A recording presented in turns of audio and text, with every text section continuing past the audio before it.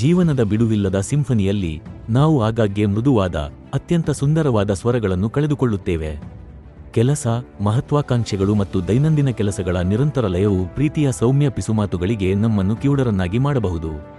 ಇಂದು ನಾವು ಸಾಮಾನ್ಯವಾಗಿ ನಿರ್ಲಕ್ಷಿಸುವ ಒಂದು ಸಂಪತ್ತಿನ ಬಗ್ಗೆ ಮಾತನಾಡೋಣ: ನಿಮ್ಮ ಪತ್ನಿಯ ಶಾಶ್ವತ ಪ್ರೀತಿ.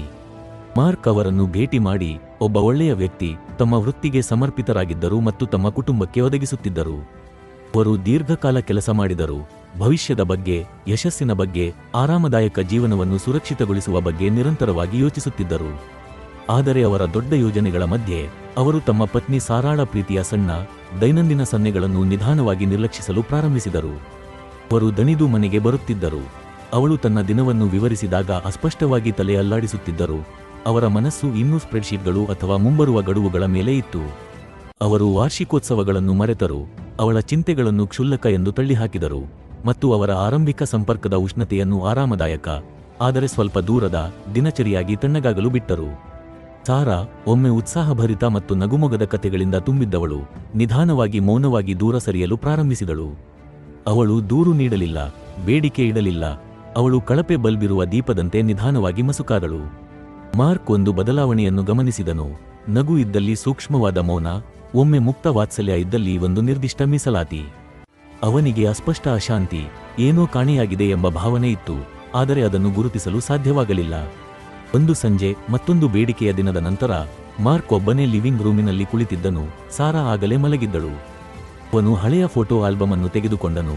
ಅವರ ಮದುವೆಯ ದಿನ, ಅವರ ಆರಂಭಿಕ ಸಾಹಸಗಳು ಮತ್ತು ಅವರ ಮಕ್ಕಳ ಜನನದ ಪುಟಗಳನ್ನು ತಿರುಗಿಸುತ್ತಿದ್ದನು.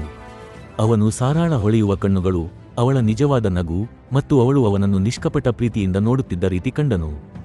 ಆಗ ಅವನಿಗೆ ಹೊಳೆಯಿತು, ಅವನು ಬಹಳ ದಿನಗಳಿಂದ ಅವಳ ಕಣ್ಣುಗಳಲ್ಲಿ ಆ ಹೊಳಪನ್ನು ನೋಡಿರಲಿಲ್ಲ.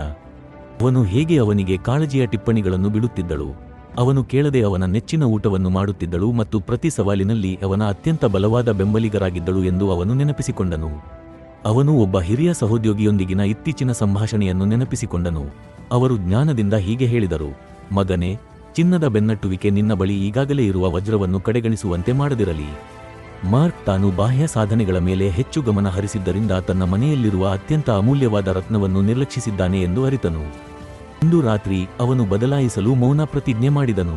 ಮುಂದಿನ ಬೆಳಿಗ್ಗೆ ತನ್ನ ಫೋನಿಗೆ ಧಾವಿಸುವ ಬದಲು ಅವನು ಸಾರಾಳೊಂದಿಗೆ ಉಪಹಾರಕ್ಕೆ ಕುಳಿತುಕೊಂಡು ಅವಳು ತನ್ನ ದಿನದ ಯೋಜನೆಗಳ ಬಗ್ಗೆ ಮಾತನಾಡುವಾಗ ನಿಜವಾಗಿಯೂ ಕೇಳಿದನು. ಅವನು ಅವಳಿಗೆ ಹೂವುಗಳನ್ನು ತಂದನು, ಒಂದು ವಿಶೇಷ ಸಂದರ್ಭಕ್ಕಾಗಿ ಅಲ್ಲ, ಆದರೆ ಕೇವಲ ಅವಳ ಬಗ್ಗೆ ಯೋಚಿಸಿದ್ದಕ್ಕಾಗಿ ಮತ್ತು ಅವಳು ನಗುವುದನ್ನು ನೋಡಲು ಬಯಸಿದುದಕ್ಕಾಗಿ. ಅವನು ಅವಳು ಸಾಮಾನ್ಯವಾಗಿ ನಿರ್ವಹಿಸುವ ಸಣ್ಣ ಕೆಲಸಗಳನ್ನು ಮಾಡಲು ಪ್ರಾರಂಭಿಸಿದನು, ಅವಳ ಹೊರೆಯನ್ನು ಕಡಿಮೆ ಮಾಡಲು.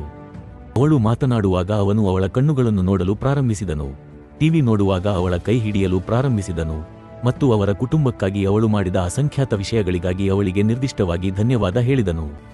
ನಿಧಾನವಾಗಿ, ದೀರ್ಘ ರಾತ್ರಿಯ ನಂತರ ಉದಯಿಸುವ ಸೂರ್ಯನಂತೆ ಸಾರಾಳ ಪ್ರಕಾಶವು ಮರಳಲು ಪ್ರಾರಂಭಿಸಿತು. ಅವಳ ನಗು ಮತ್ತೆ ಮನೆಯನ್ನು ತುಂಬಿತು, ಅವಳ ಕಣ್ಣುಗಳು ತಮ್ಮ ಹೊಳಪನ್ನು ಮತ್ತೆ ಪಡೆದವು ಮತ್ತು ಅವರ ನಡುವಿನ ಪ್ರೀತಿ ಮತ್ತೆ ಉರಿಯಿತು. ಇದು ಹಠಾತ್ ನಾಟಕೀಯ ರೂಪಾಂತರವಲ್ಲ, ಆದರೆ ಸ್ಥಿರವಾದ, ಹೃದಯಪೂರ್ವಕ ಪ್ರಯತ್ನದಿಂದ ಪೋಷಿಸಲ್ಪಟ್ಟ ಒಂದು ಕ್ರಮೇಣ ಅರಳುವಿಕೆ. ಮಾರ್ಕ್ ಈ ಹಂಚಿದ ಕ್ಷಣಗಳಲ್ಲಿ ಆಳವಾದ ಸಂತೋಷವನ್ನು ಕಂಡುಕೊಂಡನು. ಯಾವುದೇ ವೃತ್ತಿಪರ ಯಶಸ್ಸು ಅವನಿಗೆ ಎಂದಿಗೂ ನೀಡದ ಆಳವಾದ ಶಾಂತಿ ಮತ್ತು ನೆಮ್ಮದಿಯ ಭಾವನೆಯನ್ನು ಕಂಡುಕೊಂಡನು. ಅವನು ತನ್ನ ಹೆಂಡತಿಯನ್ನು ಕೇವಲ ಹಿಂತಿರುಗಿಸಿಕೊಳ್ಳುತ್ತಿರಲಿಲ್ಲ, ಅವನು ತನ್ನ ಸ್ವಂತ ಸಂತೋಷದ ಅಡಿಪಾಯವನ್ನು ಮತ್ತೆ ಕಂಡುಕೊಳ್ಳುತ್ತಿದ್ದನು. ನಿಮ್ಮ ಪತ್ನಿಯ ಪ್ರೀತಿಯನ್ನು ಪೋಷಿಸುವುದು ಕೇವಲ ಅವಳ ಸಂತೋಷದ ಬಗ್ಗೆ ಅಲ್ಲ, ಅದು ನಿಮ್ಮ ಸ್ವಂತ ಜೀವನವನ್ನು ಅಳೆಯಲಾಗದಷ್ಟು ಶ್ರೀಮಂತಗೊಳಿಸುವುದರ ಬಗ್ಗೆ ಎಂದು ಮಾರ್ಕ್ ಕಲಿತನು. ಅವಳ ಪ್ರೀತಿಯು ಶಕ್ತಿ, ಸೌಕರ್ಯ ಮತ್ತು ಪ್ರೇರಣೆಯ ನಿರಂತರ ಮೂಲವಾಗಿದೆ. ಅವಳ ಬೆಂಬಲ, ಅವಳ ತಾಳ್ಮೆ, ಅವಳ ತಿಳುವಳಿಕೆ ಮತ್ತು ಅವಳ ಉಪಸ್ಥಿತಿಯು ಖರೀದಿಸಲು ಅಥವಾ ಬದಲಾಯಿಸಲು ಸಾಧ್ಯವಿಲ್ಲದ ಅಮೂಲ್ಯ ಕಾಣಿಕೆಗಳು ಎಂದು ಗುರುತಿಸುವುದರ ಬಗ್ಗೆ ಇದು ಇದೆ. ಈ ಬಂಧವನ್ನು ಪೋಷಿಸುವುದು ಎಂದರೆ ಸಮಯವನ್ನು ನೀಡುವುದು, ಮೆಚ್ಚುಗೆಯನ್ನು ತೋರಿಸುವುದು ಮತ್ತು ಅವಳು ನೋಡಲ್ಪಟ್ಟಿದ್ದಾಳೆ, ಮೌಲ್ಯಯುತಳಾಗಿದ್ದಾಳೆ ಮತ್ತು ಪ್ರೀತಿಸಲ್ಪಟ್ಟಿದ್ದಾಳೆ ಎಂದು ನಿರಂತರವಾಗಿ ನೆನಪಿಸುವುದು. ಅವಳ ಪ್ರೀತಿಯು ನಿಮ್ಮ ಅತ್ಯುತ್ತಮ ವ್ಯಕ್ತಿತ್ವವನ್ನು ಪ್ರತಿಬಿಂಬಿಸುವ ಕನ್ನಡಿಯಾಗಿದೆ, ಜೀವನದ ಬಿರುಗಾಳಿಗಳಲ್ಲಿ ಸುರಕ್ಷಿತ ಬಂದರಾಗಿದೆ ಮತ್ತು ನಿಮ್ಮ ಜಗತ್ತನ್ನು ಸ್ಥಿರವಾಗಿ ಇಡುವ ಲಂಗರು ಆಗಿದೆ. ಜಗತ್ತಿನ ಗದ್ದಲವು ನಿಮ್ಮ ಜೀವನದ ಅತ್ಯಂತ ಸುಂದರವಾದ ಸುಮಧುರ ಗೀತೆಯನ್ನು ಮುಳುಗಿಸಲು ಬಿಡಬೇಡಿ. ಇಂದು ಒಂದು ಕ್ಷಣ ತೆಗೆದುಕೊಂಡು ನಿಮ್ಮ ಪಕ್ಕದಲ್ಲಿರುವ ಮಹಿಳೆಯನ್ನು ನಿಜವಾಗಿಯೂ ಪ್ರಶಂಸಿಸಿ. ಅವಳು ನಿಮಗೆ ಏನು ಎಂಬುದನ್ನು ಅವಳಿಗೆ ಹೇಳಿ, ನಿಮ್ಮ ಕಾರ್ಯಗಳ ಮೂಲಕ ಅವಳಿಗೆ ತೋರಿಸಿ. ಅವಳ ಪ್ರೀತಿಯ ಅಮೂಲ್ಯ ಕಾಣಿಕೆ ಎಂದಿಗೂ ಮಸುಕಾಗಲು ಬಿಡಬೇಡಿ, ಏಕೆಂದರೆ ಅದು ನಿಮ್ಮ ಇಡೀ ಜಗತ್ತನ್ನು ಬೆಳಗಿಸುತ್ತದೆ. ಈ ಕಥೆ ನಿಮಗೆ ಇಷ್ಟವಾಗಿದ್ದರೆ ಲೈಕ್ ಮಾಡಿ ಮತ್ತು ಇದನ್ನು ಕೇಳಬೇಕಾದವರೊಂದಿಗೆ ಹಂಚಿಕೊಳ್ಳಿ. ಮತ್ತು ಸಂಬಂಧಗಳ ಕುರಿತು ಹೆಚ್ಚಿನ ಸ್ಫೂರ್ತಿದಾಯಕ ಕಥೆಗಳು ಮತ್ತು ಒಳನೋಟಗಳಿಗಾಗಿ ಕನ್ನಡ ರ್ಯಾಪೋರ್ಗೆ ಚಂದಾದಾರರಾಗಿ.